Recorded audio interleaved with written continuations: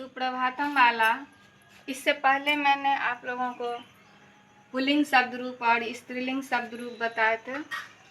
अब जो है नपुंसक लिंग बचा हुआ था, जिसमें नपुंसक लिंग शब्द रूप मैं बताने जा रही हूँ। तो ये फल शब्द रूप, फलम है नपुंसक लिंग।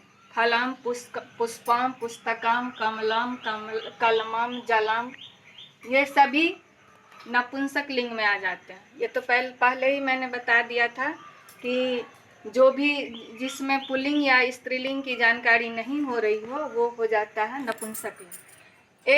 एक बात और भी है, मित्रम जो है, मित्रम नपुंसक लिंग होगा, जबकि मित्र पुल्लिंग स्त्रीलिंग इसमें जानकारी नहीं हो रहा है, लेकिन इसीलिए वो मित्रम हो जाता है नपुंसक लिंग।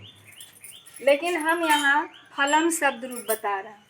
फलम का तीनों वचन में चलेगा, संबोधन तक शब्द रूप, जिसमें प्रथमा और द्वितीया में सिर्फ बदल जाता है। प्रथमा में हो जाता है फलम फले फलानी, द्वितीया में भी वही होता है फलम फले फलानी। लेकिन तृतीया विभक्ति से जो है, तृतीया से संबोधन तक पुल्लिंग शब्द रूप के अनुसार, जैसे मैंने बालका शब्द रूप लिखवाया था, तो वो बालक शब्द रूप के अनुसार ही पुष्प ये सभी शब्द रूप चलेंगे। फलम का आगे जैसे है बाल यहाँ तृतीया विभक्ति में, जैसे हम यहाँ पर किए थे बालकेन, बालकाभ्याम, बालकै, वैसे ही यहाँ हो जाएगा फलेन, फलाभ्याम, फले, ऐसे करके होगा। चतुर्थी में जैसे था बालकाय, बालकाभ्याम, बालकेभ्याम, वैसे ही हो जाएगा यहाँ फलाय, फलाभ्याम, फलेभ्याम। अर्थात तृतीया विभक्ति से लेकर के और संबोधन तक जैसे पुल्लिंग शब्द रूप के अनुसार चला, वैसे ही फल शब्द रूप भी तृतीया विभक्ति से संबोधन तक पुल्लिंग शब्द रूप के अनुसार ही चलेगा, जिसमें पुष्पम, पुस्तकम, जलम, कमलम, कलमम, ये सभी शब्द रूप ऐसे ही चलेगा शब्द रूप इसका। उसी प्रकार मैं सह शब्द रूप बताई थी, तो उसी के अनुसार तत् शब्द रूप, तत् मने भी होता है वह, जैसे सह मने वह, सा मने वह, तत् नपुंसक लिंग हो गया, तो वो वह हो गया तत् का, तो तत् का भी शब्द रूप चलेगा। तो इसी प्रकार जैसे फल का चला वैसे ही इसमें भी चलेगा।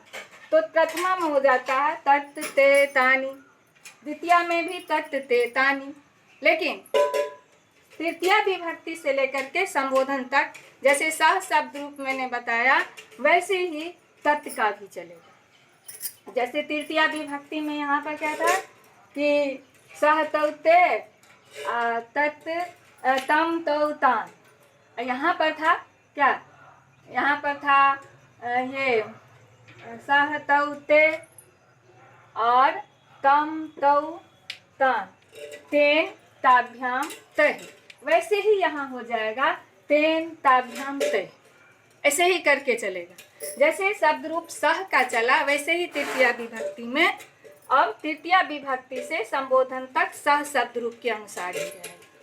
बाकी यही दो बदलता है प्रथमा और द्वितीया में। तो ऐसे ही शब्द रूप इसका भी चलेगा। तो इसमें सह के अनुसार, जैसे सह मैंने किया था वैसे ही सह के अनुसार तत् का चलेगा। और यहाँ एतत्, ऐसा एतत् जो था, जो ऐसा मैंने या पुल्लिंग हो जाता है, ऐसा स्त्रीलिंग, और एतत् नपुंसक लिंग, तो एतत् का भी इसी प्रकार चलेगा जैसे ऐसा का बताए।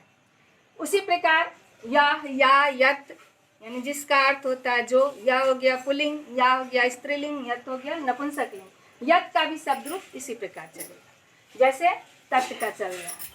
अब हम लकार बताने के लिए जा रहे हैं कि लकार क्या है।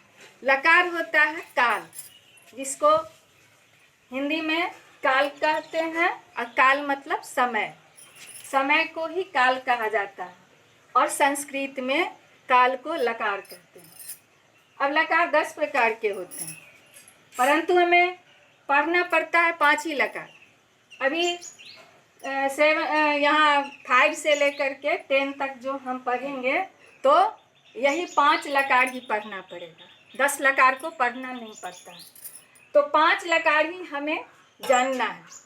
इसीलिए यहाँ पहला लकार होता है लट लकार यानी वर्तमान काल, जो काम अभी हम कर रहे हैं, जैसे पढ़ना, लिखना, हंसना, गाना, ये सब तो क्रिया है। तो जो काम हम अभी कर रहे हैं वर्तमान में, वो हो जाएगा वर्तमान क्या काल यानी लट लकार, जिसको संस्कृत में लट लकार कहेंगे। दूसरा हो जाता है लंग लकार, भूतकाल, यानी कि जो काम बीत गया, जिस काम को मैंने पहले ही कर दिया, जो काम बीत चुका, वो चला गया भूतकाल में, जिसको संस्कृत में कहेंगे लंग लकार।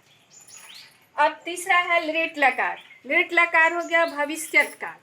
तो भविष्यत काल जो काम हम आगे करने वाले हैं, जो काम आगे होगा, भविष्य में होगा, जिस काम को हम आगे करेंगे, वो हो गया भविष्यत काल।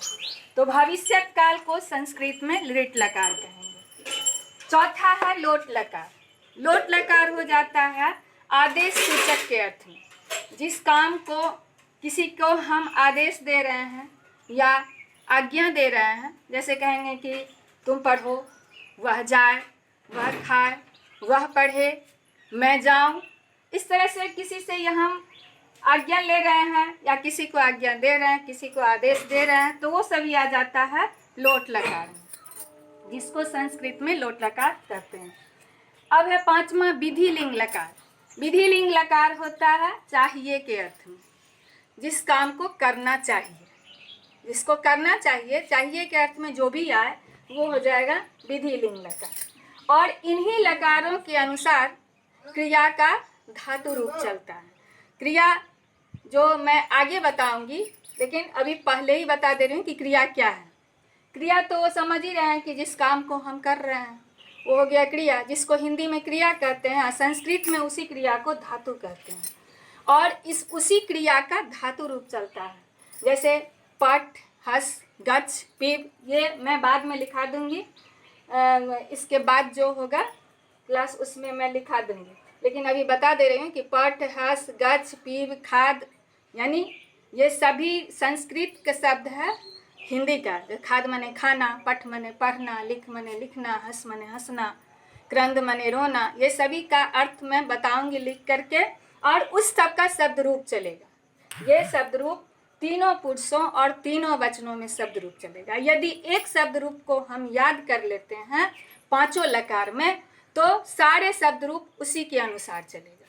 इसीलिए वो शब्द रूप मैं दूसरे दिन लिखा दूंगी। धन्यवाद।